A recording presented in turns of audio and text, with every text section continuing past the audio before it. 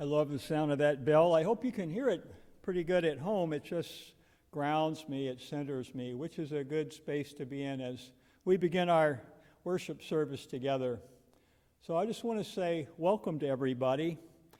And since we're not meeting in person, how many years would I be and stand here and welcome people in the congregation, but we can't meet in person.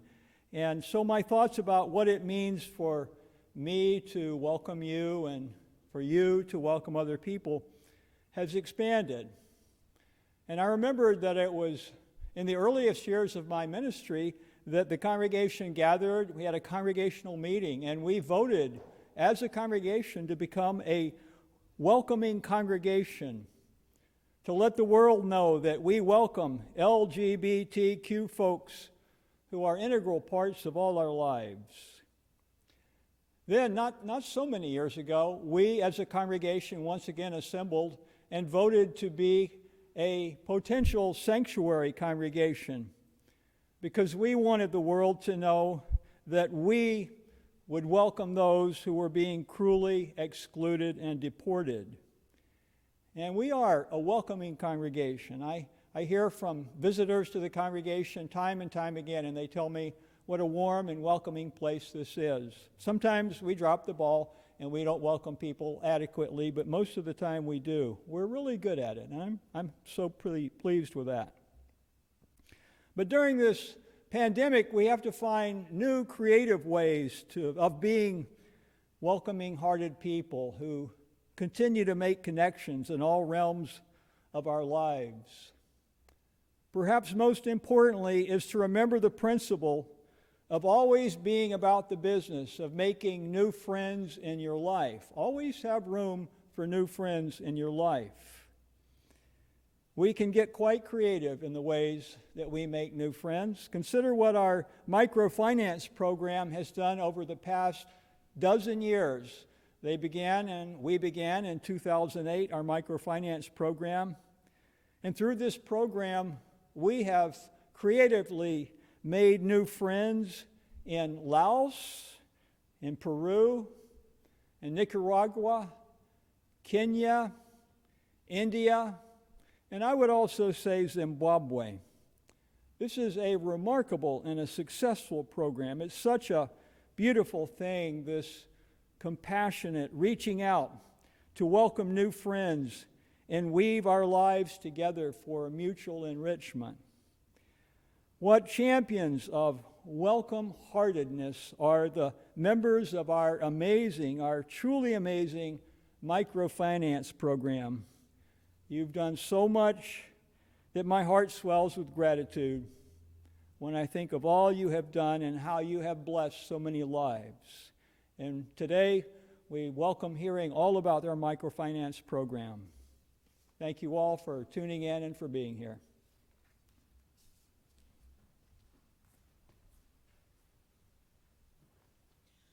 Our opening hymn today is One More Step.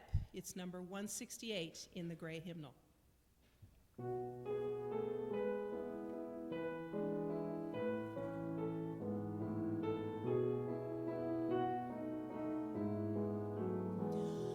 One more step, we will take one more step till there is peace for us and everyone will take one more step.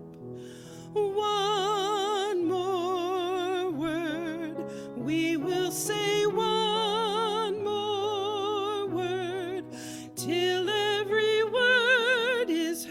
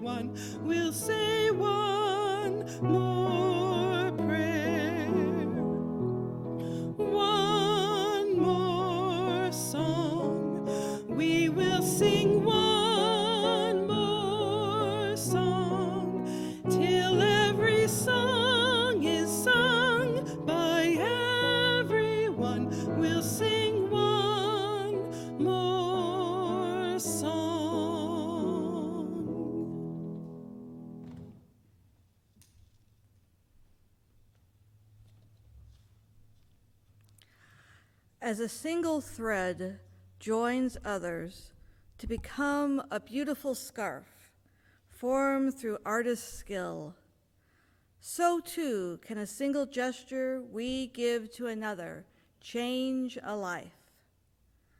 Let us be aware of the changes we spark in others as we say our affirmation. Love is our doctrine. Compassion is our way. Here we seek to create a joyful home for free religious exploration, build a community of caring fellowship, nurture the hopes, and serve the needs of our world. To worship, to bring forth an experience that transcends the everyday, to get in touch with the inner self, to be able to be aware of the inner self in others. Congregations, to collaboratively support one another and work towards positive outcomes. Congregational teams and committees, to bring our individual gifts and work in collaboration towards an experience or outcome that transcends not only ourselves, but others as well, such as what the Microfinance Committee is doing, as are many teams and committees at UUCS. Each week, we light 3 chalices. The first for our congregation here in Salem, the Unitarian Universalist Congregation of Salem. We light our second chalice for our partner church in Šibenvalva, Transylvania, Romania. And the third we light for our children and youth in religious exploration and in the world at large. Please join me in singing The Flame into Life.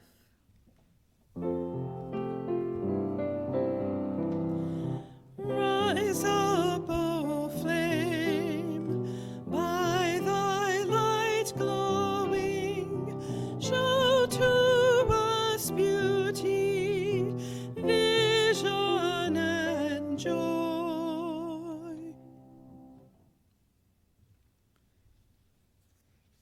In 2008, Reverend Rick Davis called upon our congregation to address crushing global poverty and form a deeper connection with our brothers and sisters around the world. In response, UUCS congregants came together and formed the Microfinance Committee.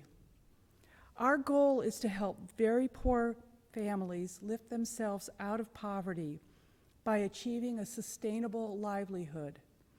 We do this by donating money to credible nonprofit organizations that work in poor countries and know firsthand the people and their needs. Our contributions are used to lend to very poor families that otherwise would be unable to secure loans from banks. These loans are then used to start or expand a business that will generate a sustainable income and significantly improve their standard of living. Our donations complement other efforts by these nonprofit organizations to improve health care, living conditions. We have seen profound changes over the past 12 years resulting from our microfinance projects. Improved housing, children able to attend school, better health care, and improved nutrition. Furthermore, our donation is used to establish a revolving loan fund, which means that the money then is paid back and is circulated back into the community for a larger impact. Since our formation, we have had projects in Laos, Peru, Nicaragua, Kenya, and India. COVID has shown an intense spotlight on the deep inequities and social injustice, not only in our country, but especially for poor countries. According to the World Bank's recent estimates of global poverty, the pandemic has thrown between 88 million and 114 million people into extreme poverty. The reversal is by far the largest increase in extreme poverty going back to 1990 when the data was first compiled. The World Bank defines living on less than $2 a day or $700 a year as extreme poverty. Over the past year, we have used a portion of our donations for microfinance for the benefit of extremely poor families in Peru, Nicaragua, and India. Today, you will be hearing directly from our partner organizations about the extraordinary impacts of our projects. Our first speaker is Kimberly Maza. She is with the Chinaya organization, who is our partner nonprofit organization in Peru. Kimberly will focus on the impacts of COVID and the importance of our contributions to the people high up on the Altiplano in southeastern Peru. Hi everyone, my name is Kimmy Maza and I am the General Operations Manager of the Chignaya Foundation. We are a small nonprofit that partners with rural communities in southern Peru to design and implement self-sustaining projects in health, education, and economic development.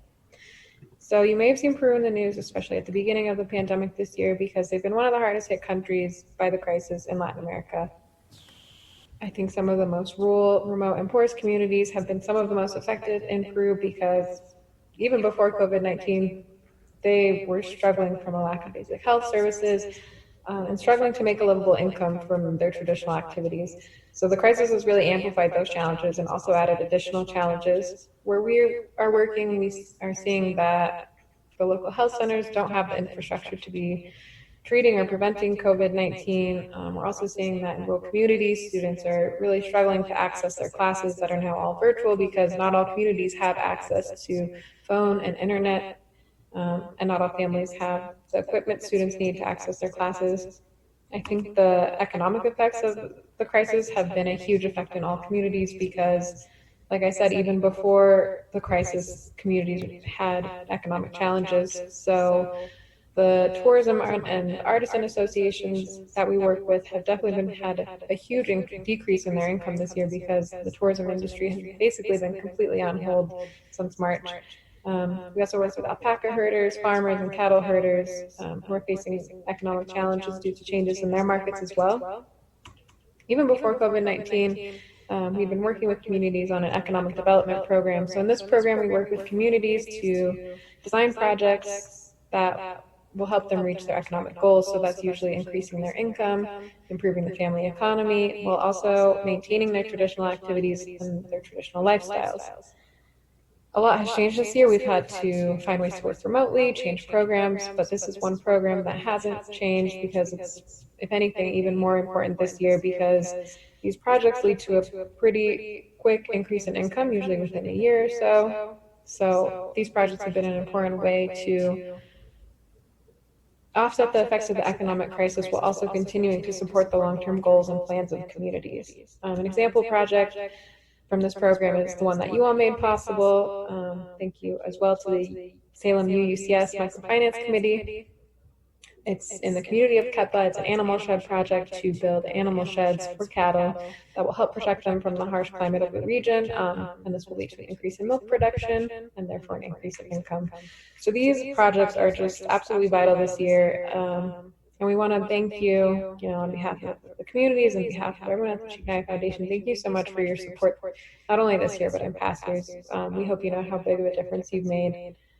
If anyone would like more information on other projects we've been working on, you can check out our website or our social media, and also feel free to contact me directly. Thank you so much.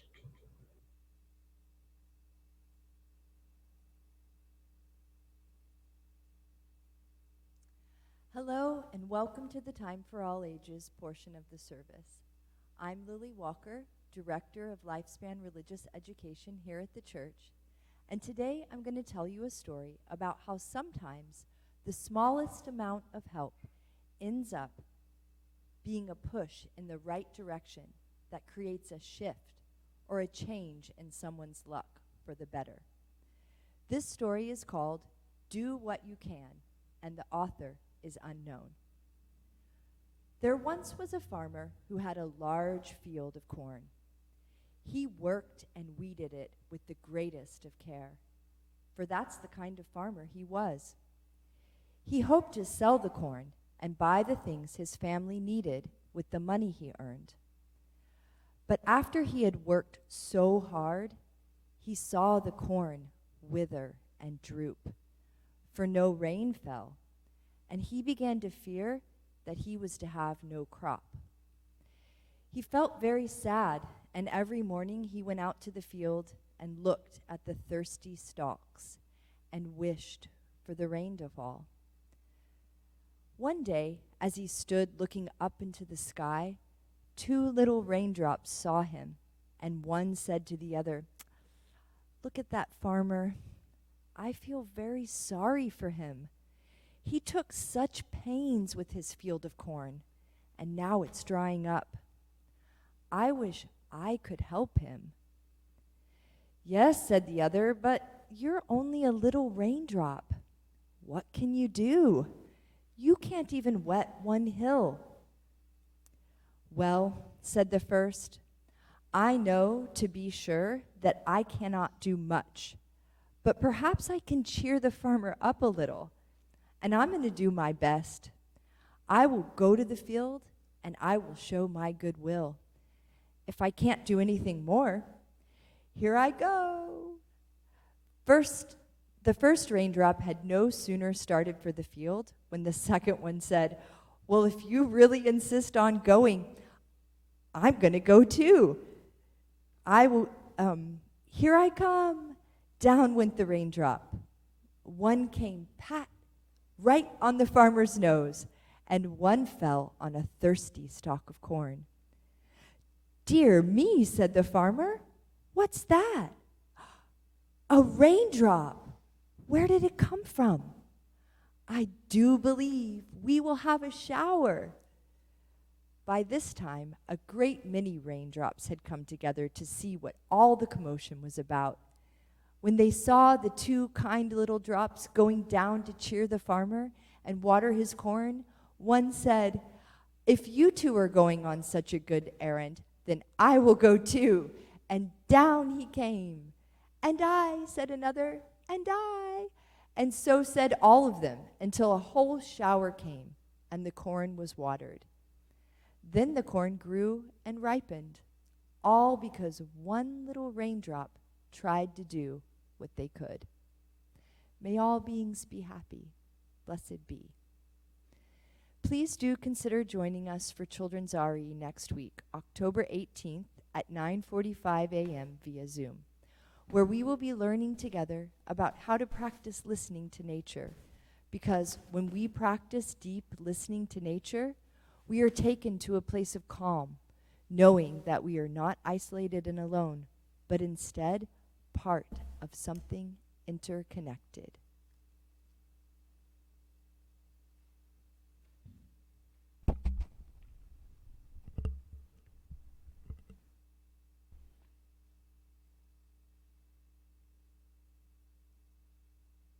Take a deep breath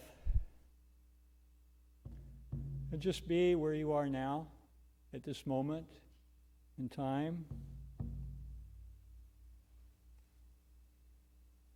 When we take these pauses in our lives, we have an opportunity to consider the deeper meanings and the higher purposes in our lives. And I think of compassion. Compassion is such a lofty ideal, but it remains a pleasing abstraction until it is put into practice. And then it becomes real. If you look at life through the lenses of compassion, you'll discover many opportunities to make this abstract ideal a reality. Your acts of compassion may involve a simple act of smiling and greeting others, or treating a neglected person or animal with kindness. Being compassionate may involve cutting yourself some slack, not being so hard on yourself, or maybe cutting another person some slack. There are countless opportunities to practice compassion. And so pause for a moment and consider the opportunities to do so in your life. Know that each act of compassion is a building block toward creating a compassionate world. This morning, we are called to practice compassion as a community by acknowledging the sorrows and the struggles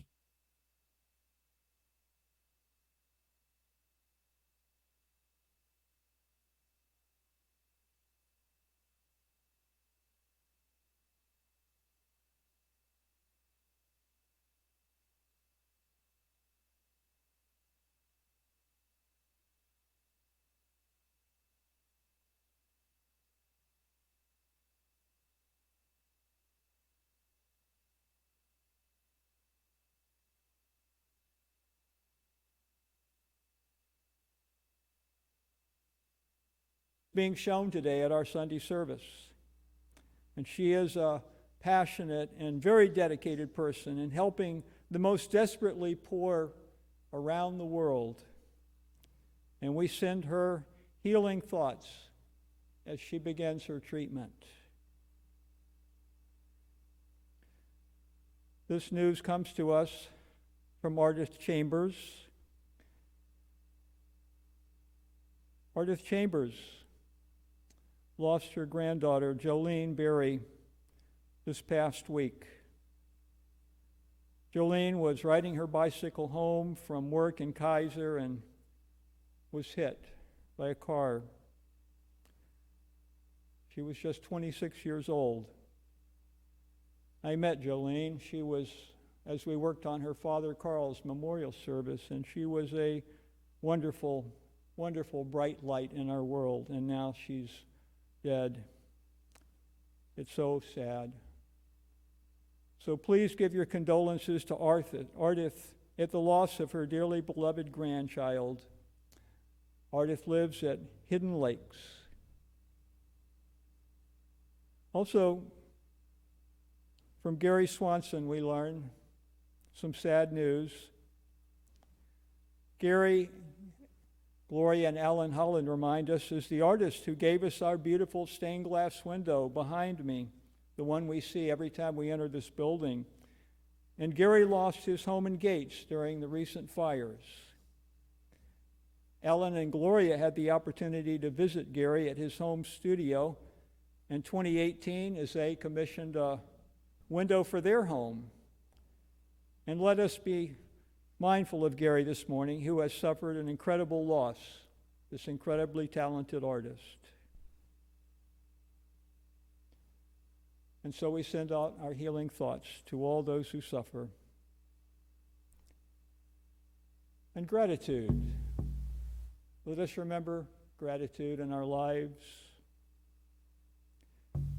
Gratitude is about awareness and wonder. When a child gets a gift, they are excited. Spiritual news flash. Everything is a gift. It's all a gift. Get excited. Joel and Carolyn Woodman expressed their gratitude to Sarah Chateau. They sold their home of 47 years and purchased a condo so they could get relief from the steep steps into the garden in their own home. And they send their heartfelt thanks to Sarah, who is a superlative real estate agent who facilitated the sale and helped them get into their new home. And they say that they weren't easy clients, but they made it with Sarah's patience and guidance, and they thank her. And we're also grateful to reconnect with Ardith Chambers, who I mentioned earlier, who has just moved back and rejoined the congregation. So we are grateful for all those who return to us and rejoin us. I invite you to pause for just a moment and think of what gifts have come into your life, are in your life right now. Be aware. Be grateful. Amen.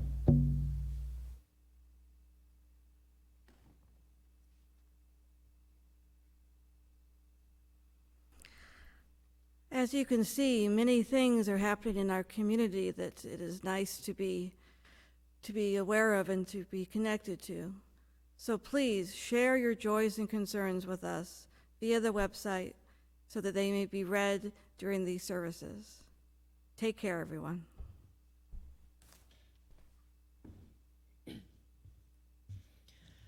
Our pastoral hymn today is Building Bridges. It's number 1023 in the Teal hymnal. We're going to sing it twice through.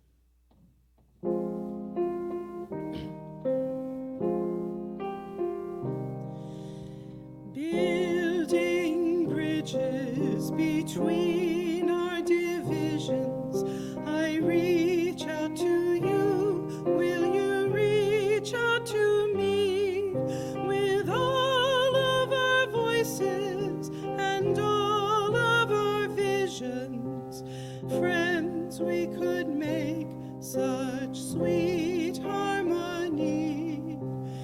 Building bridges between our divisions, I reach out to you. Will you reach out to me with all of our voices and all of our visions? Friends, we could make such sweet harmony.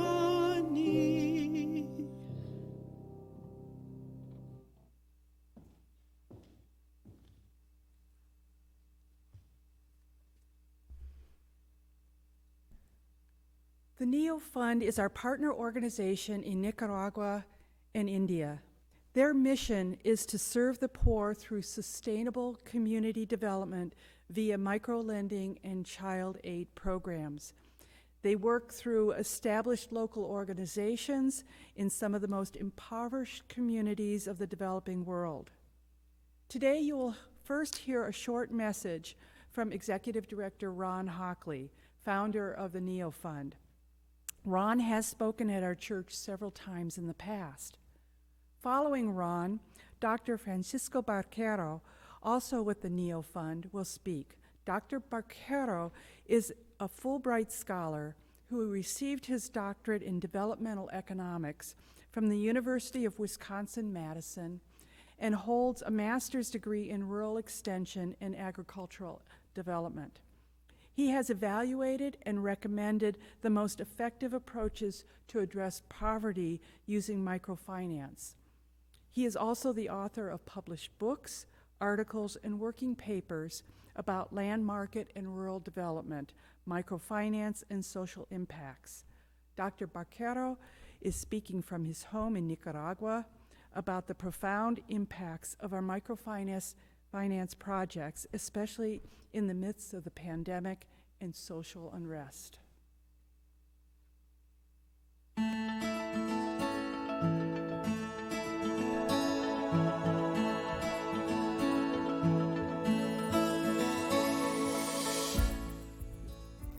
Hello, this is Ron Hockley. I'm with the NEO Fund.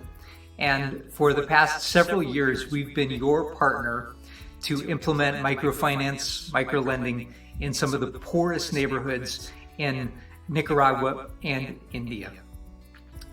Over the past several years, I've been with you this weekend in person, and so I've had the opportunity to meet many of you, but this year we had to get together virtually. I want to give you just a brief update about our work together. The NEO Fund is about serving the poorest of the poor with small loans that help to lift their families out of extreme poverty. And we're seeing this program work. We have now made almost 1,300 loans like this. And they're for the poorest people possible, Poverty is about vulnerability. It's about not having enough to eat, having to make terrible choices between buying medicine and for your kids and eating. In fact, I was just talking to a guy earlier this week who had to decide between buying one ibuprofen, not like a packet or a bottle, but just one pill, which is a thing in many of these neighborhoods where we work, or eating that day. That's poor.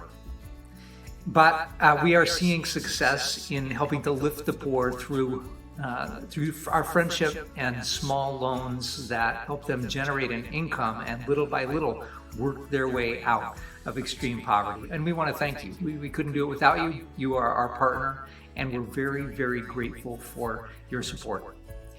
Now, to bring an update about our work is our Director of Microfinance Operations, Dr. Francisco Barquero. Dr. Barquero is a Fulbright scholar who earned his PhD at Madison, Wisconsin, then returned to his native Nicaragua, where he became an expert in microfinance, not only there, but regionally in Latin America and around the world. A few years ago, we found each other, and when he learned about our vision of microloans for the poorest of the poor as a development engine, he agreed to help us build a great microfinance program, and he's doing that for the poor, and we are so grateful for him. You're going to love him. He is an expert in his field. He has vast experience, and so I'm pleased to introduce Dr. Francisco Barquero.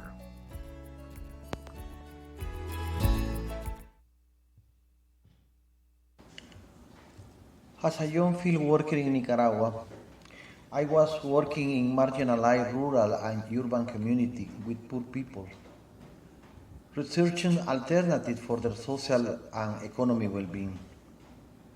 I applied participatory adult education, which allows them to analyze their own condition and determine opportunity for getting out of poverty.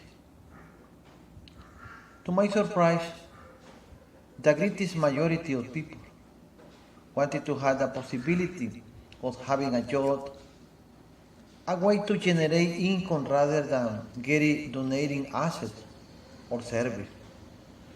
It was the beginning of the 90s, and the bank didn't provide microloans to the poor. I went to the University of Wisconsin-Madison to get my PhD in development economy, focused on microfinance. And at the same time, I began to help community leaders of Nicaragua and Central America to organize microfinance projects in partnership with American NGO. Since then, I had advised many Latin American microfinance institutions, publishing books and articles, and evaluating the impact and inclusion of the microfinance institution.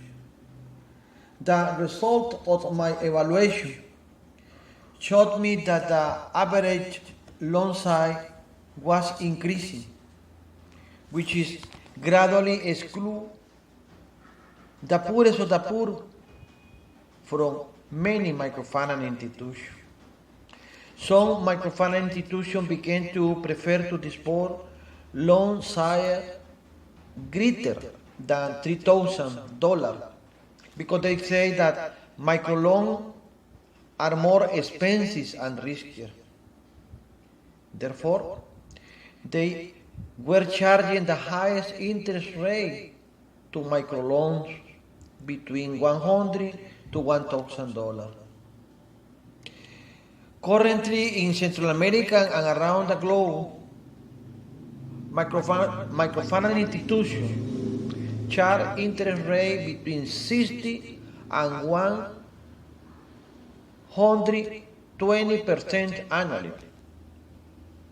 The so-called fintech, which approve and disburse loans between $500 and $20,000, are charging 20% or more monthly, under a new financial inclusion model, which is based on profitability.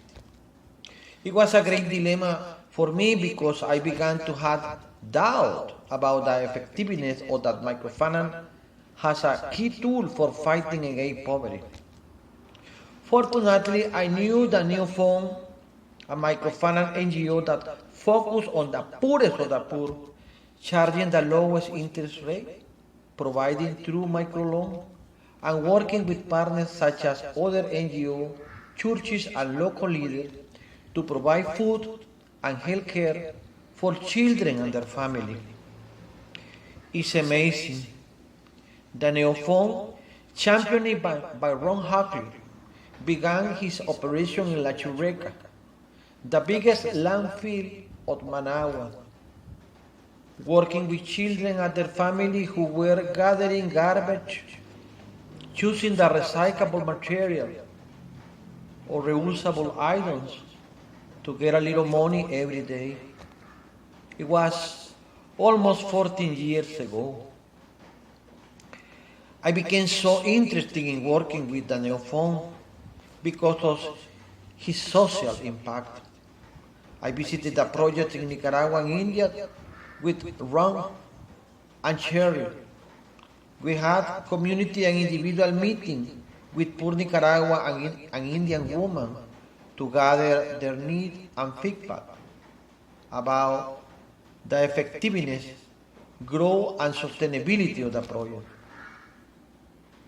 Then, we elaborated a long-term business plan for the second step on the institutional development of the Neofund. Since then, we have made a lot of progress, even though we have faced a social and political crisis in Nicaragua, and now the pandemic worldwide. But we keep working with the poorest of the poor, where, how, and when they need our solidarity for overcoming the darkness of today and see the new opportunity of the future. We cannot afford to take a rest now because poor people have to look for the daily subsistence or than the current critical condition. There is no tomorrow when poverty surrenders. But what is poverty? Poverty is about not having enough money to meet basic needs, including food, clothing, and shelter. Around 2 million people, or 36% of the world population, live in extreme poverty in 2019. 50% of the population in developing countries like Nicaragua and India live on less than $2 per day. However, poverty is much more than just not having enough money. The poor are the most vulnerable people, the ones who have to choose between eating dinner or buying medicine for their kids, who don't have future. Poverty is hunger. Poverty is lack of shelter. Poverty is being sick and not able to see a doctor. Poverty is not having access to a school and not knowing how to read. Poverty is not having a job.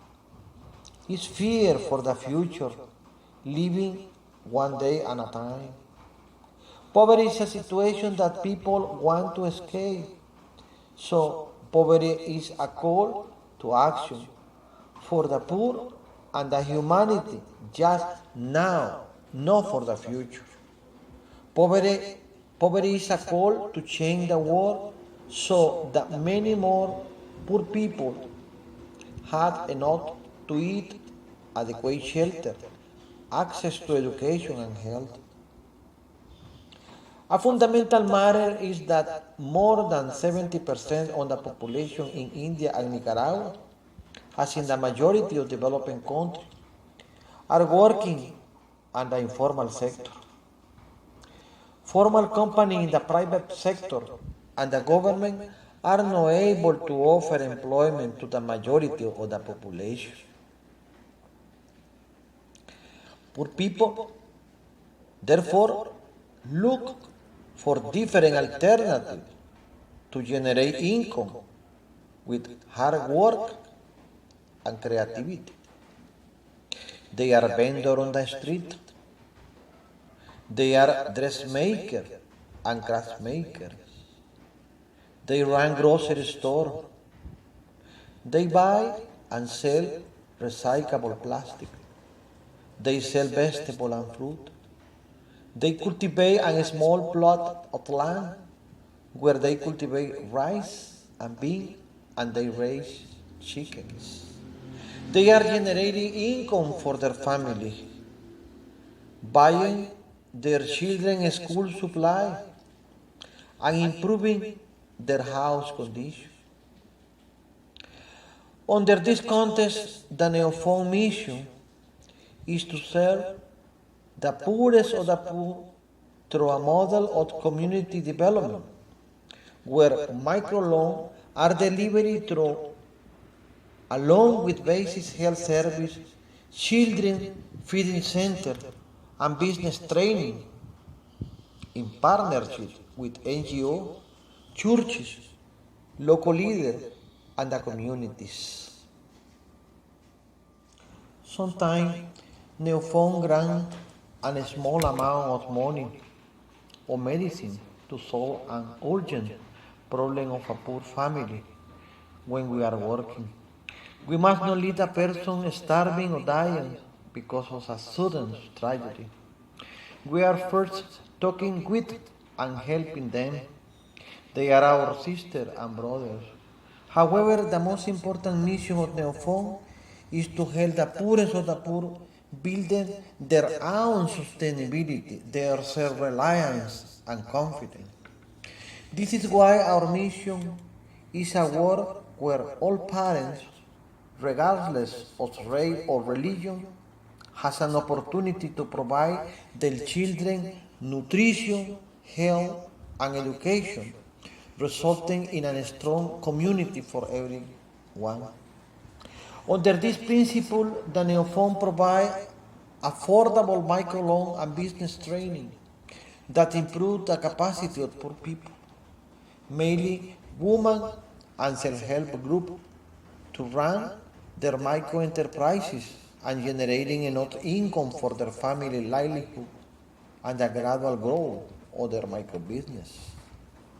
We have local teams in both Nicaragua and India, in charge of the credit operation in India and Nicaragua, credit manager and in charge of the screening and evaluation of the potential borrowers.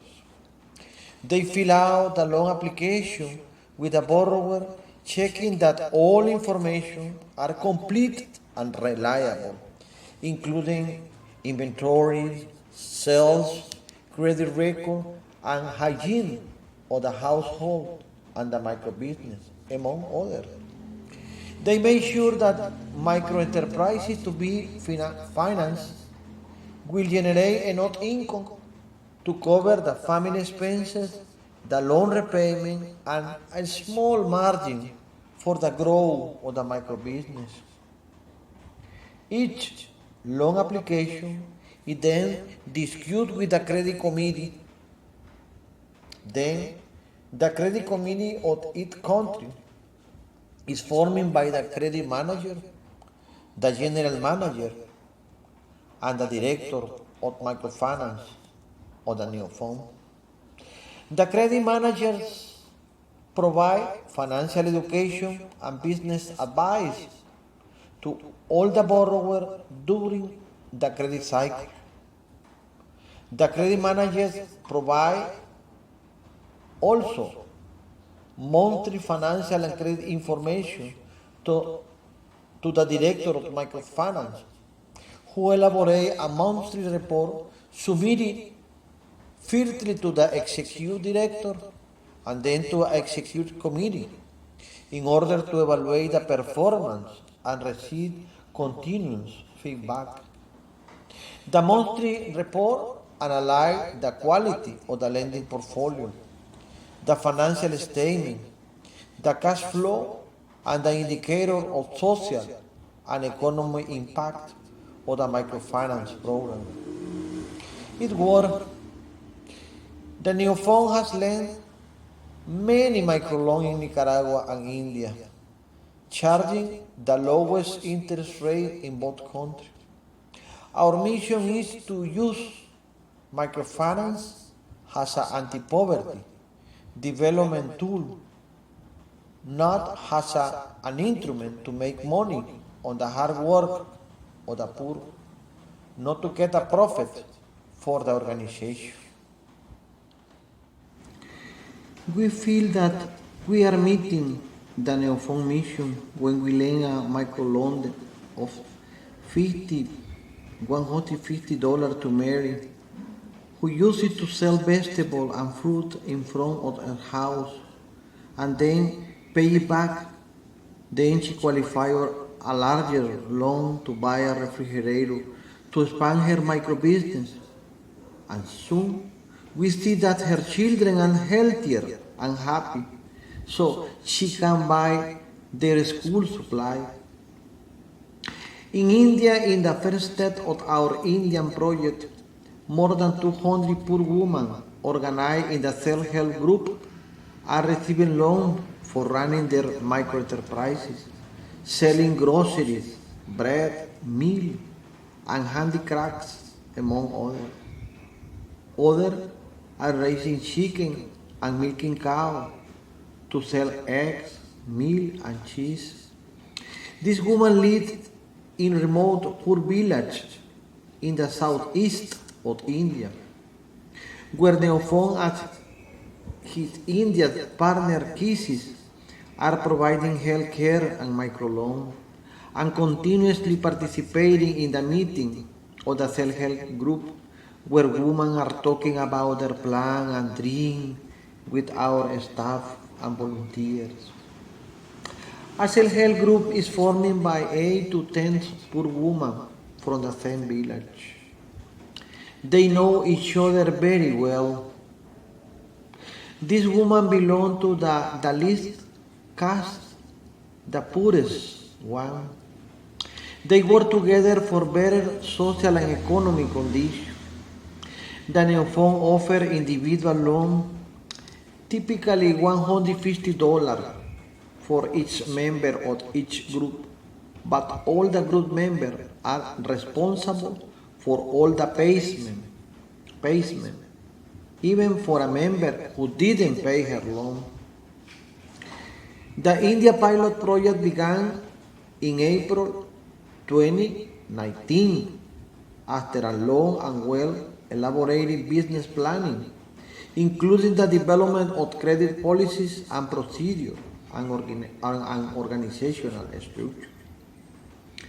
The project has disbursed $30,400 allocated to 216 loans to date.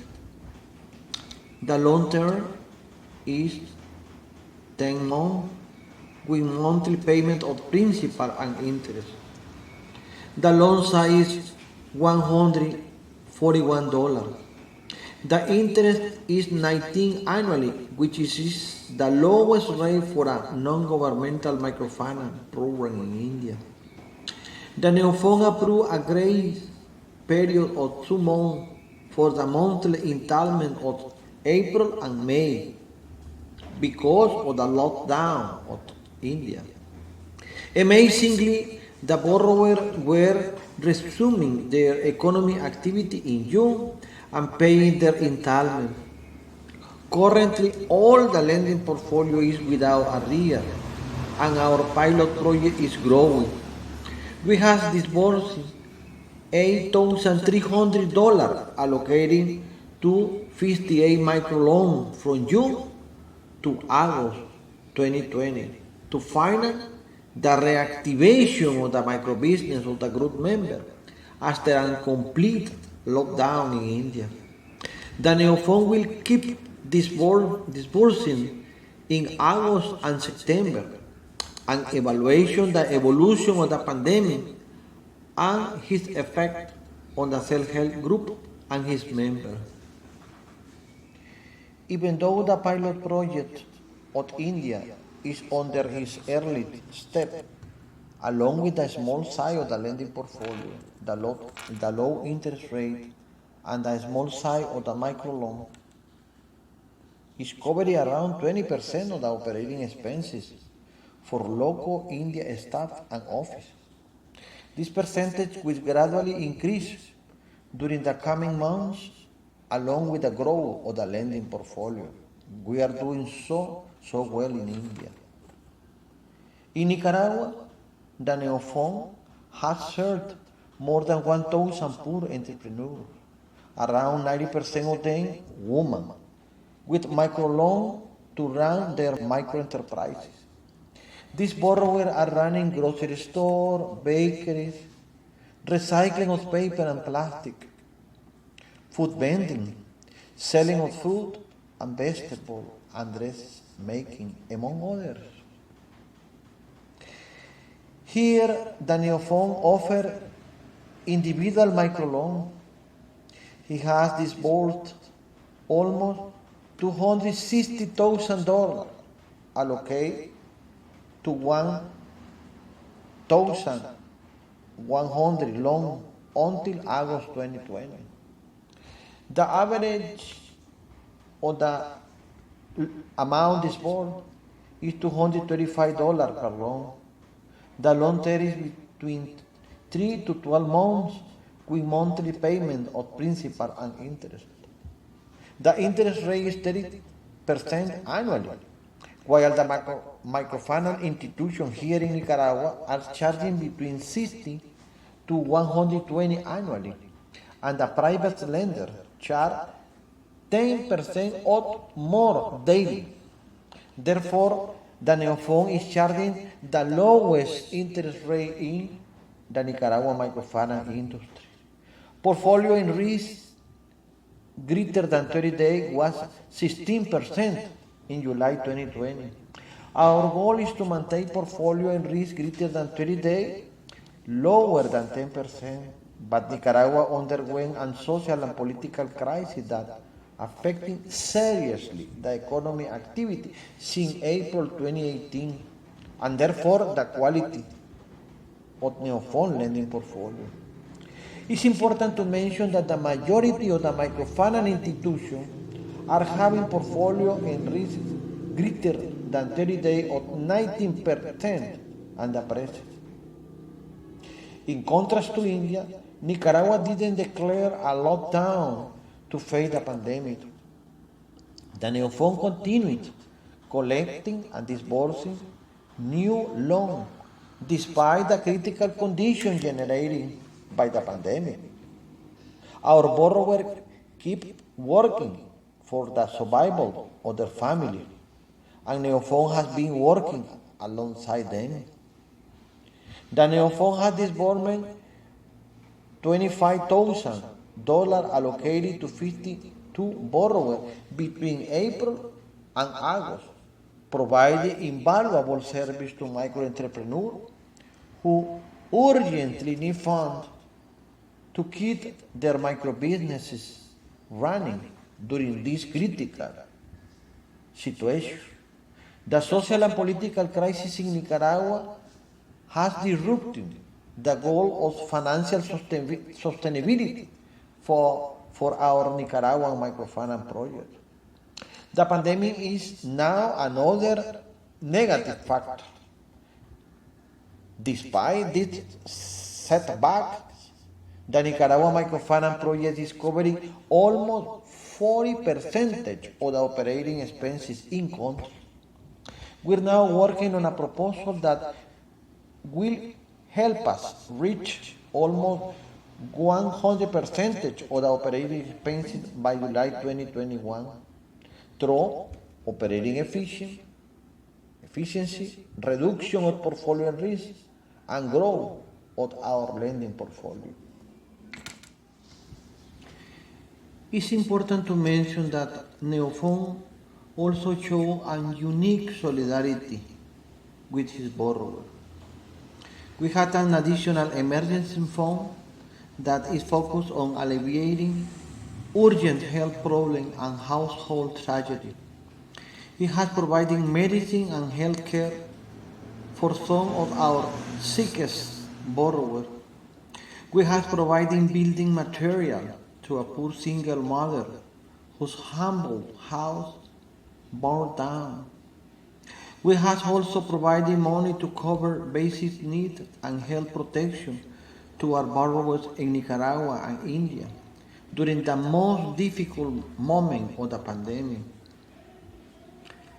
We had limited financial resources, but we managed them with efficiency and honesty.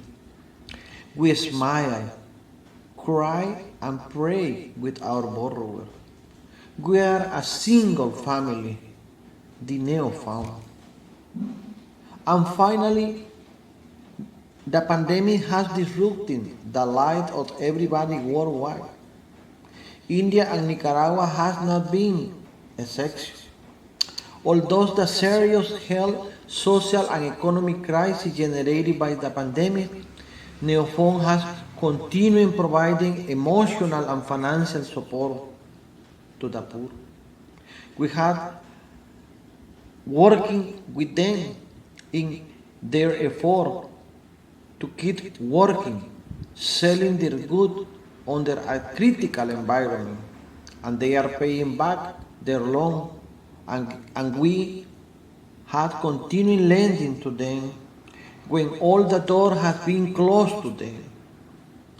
Because of all this wonderful experience, we envision the Neo-Found project will be helping to lift up the poorest of the poor all over the world long after the pandemic is gone and beyond.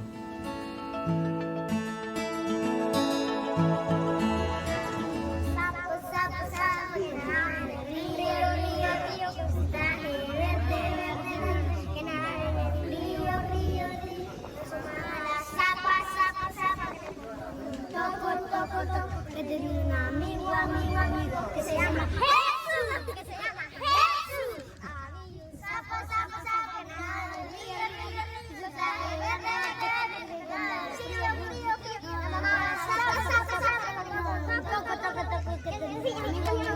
llama Jesús, No, con mi mano, no. Uno, dos, tres. Una oración, señora. A tus pies, ay, de mi corazón. A tus pies, entrego lo que soy. Este lugar de mi seguridad, donde nadie me pueda señalar. Me perdonaste, me sacaste tu presencia, me levantaste, no hay lugar más alto, más grande, es estar a tus pies, es estar a tus pies, no ahí permaneceré, a tus pies, aquí permaneceré, postrado a tus pies.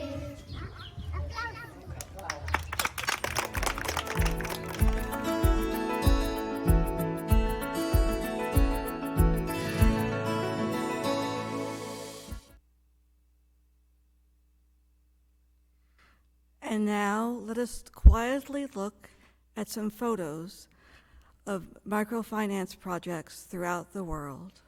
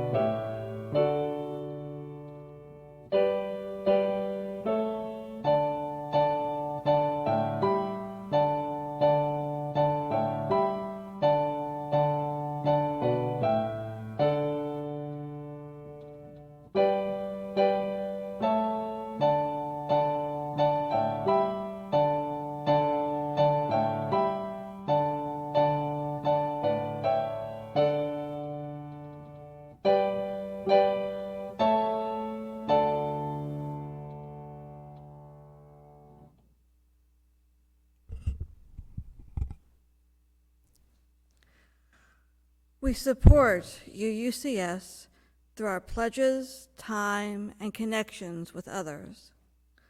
We support the Salem community through donations to the Marion Polk Food Share, and for the month of October to the UUCS Microfinance Committee and their project. Here to tell us more about it is Peggy Burton.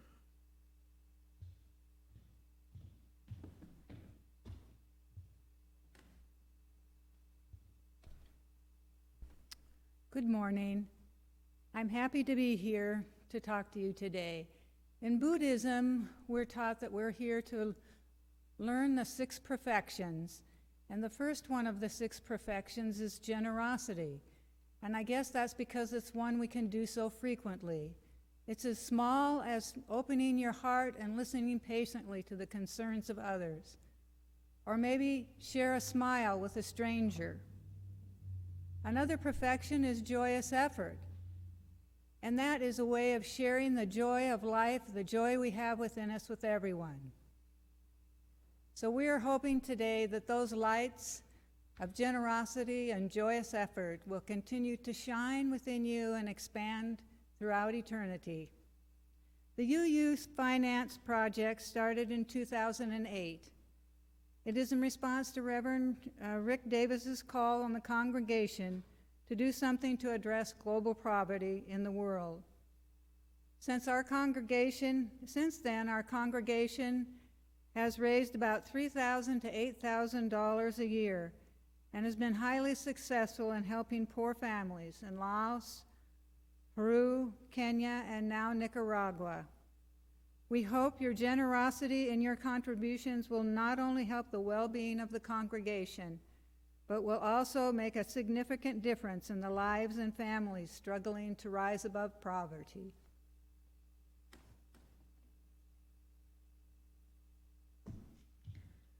So Peggy, don't go too far, because right now we're looking at how to please send your checks or donations on the website for the Share the Plate recipient. And now Peggy's going to come back and tell about a special fundraiser project that the Microfinance Committee has. I'm so excited this year in this fundraiser that we're having. This silk blue scarf that I'm wearing today is part of our fundraising. During the month of October, the UU Finance Committee is excited to auction these exquisite hand-woven silk scarves made by Laos weavers from the village of Bang Thao Chao Se, which benefited from the microloans provided by UUCS and our partner organization in Laos. These scarves are very similar to the popular silk scarves that were sold about 10 years ago here. Proceeds from the sale of these scarves go directly to benefit next year's microfinance projects and will continue our work in enabling to help the poor. The silk scarves from Laos local artisans designed and wove there for silk scarves by hand on wooden looms. Women weavers produce most of the scarves in the villages like Bang Thao Se, which benefited from the microloans provided by UUCS and our partner organization in Laos in 2009 and 2012. Most were dyed using plant-based natural materials. Silk weaving is a deeply rooted cultural tradition among Laos ethnic groups. Most Laos village women learned the art of weaving from their mothers when they were girls. Nearly all of the scarves presented here for auction were initially purchased in January from Sobang, a social business that partnered with the UUCS Microfinance Project a decade ago. Income generated by the initial sale of these scarves went directly back to the producers, Sobang, now called Taiban. 3 additional scarves were produced by the Laos-owned company in Vietnam, the capital of Laos.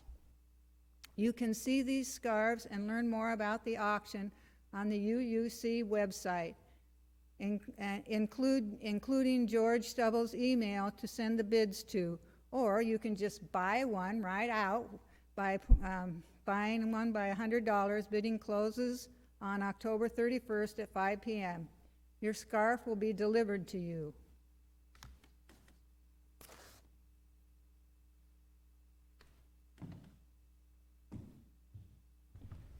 Thank you, Peggy.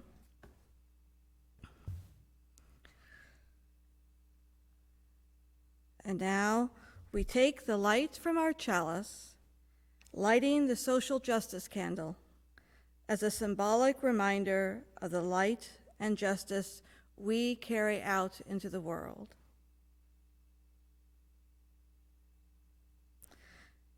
As we extinguish our chalices, bring the supportive light of this community into your lives as you weave your own fabric of hope and peace throughout the world.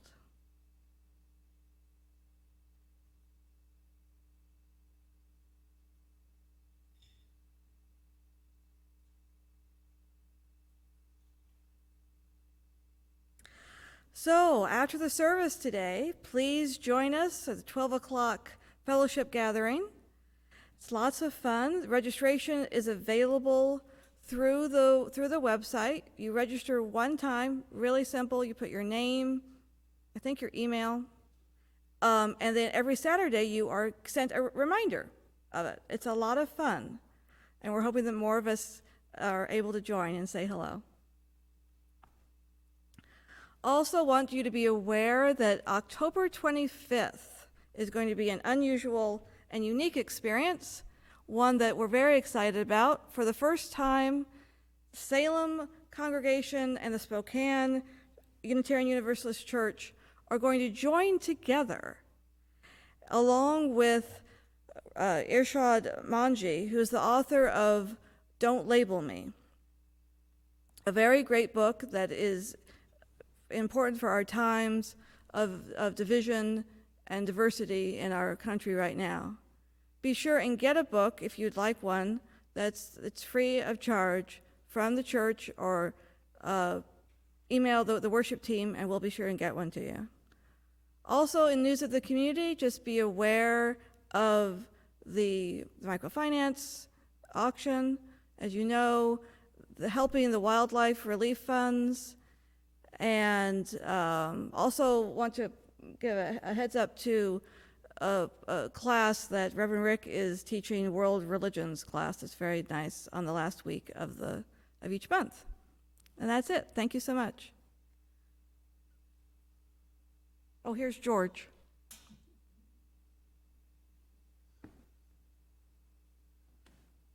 I'm happy to report that we can now count 16 families as having made commitments to our church's future, either by current gifts since we began our campaign or by end-of-life commitments. This includes 6 members of the Legacy Committee and, I might add, 4 members of the Microfinance Committee.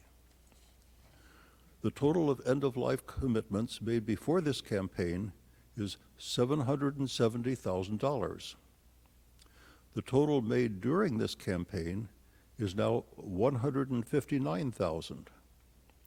That includes $60,000 in end-of-life commitments and $97,000 in cash gifts, though not all of that will be paid this year. The cash gifts will benefit the endowment, the maintenance reserve, and the emergency reserve. When maintenance issues or other emergencies arise, our congregation will be very grateful for this foresight. This is a good start. I invite many more of you to take this opportunity to make your own legacy commitment to our congregation's future. Then tell me for our records. I will be delighted to include your generous provision in my next update. Thank you.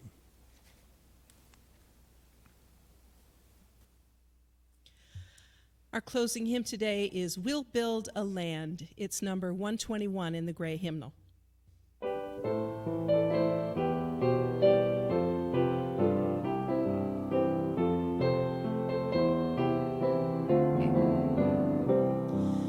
We'll build a land where we bind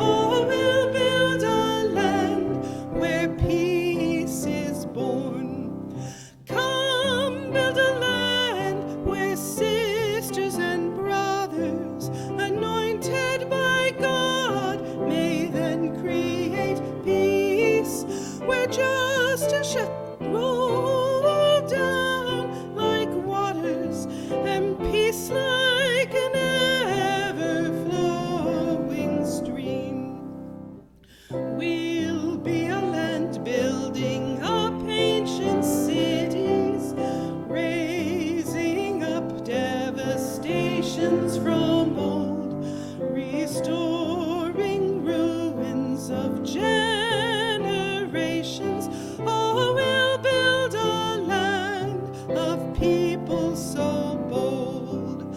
Come build a land where sisters and brothers, anointed by God, may then create peace, where justice shall roll down like waters, and peace like an ever-flowing stream. Come, build a land where the mantles of praises resound from spirits once faint and once weak, where like oaks of righteousness stand her people. Oh, come build the land, my people we seek. Come build a land where sisters and brothers, anointed by God, may then create peace, where justice shall roll down like waters, and peace like an ever-flowing stream.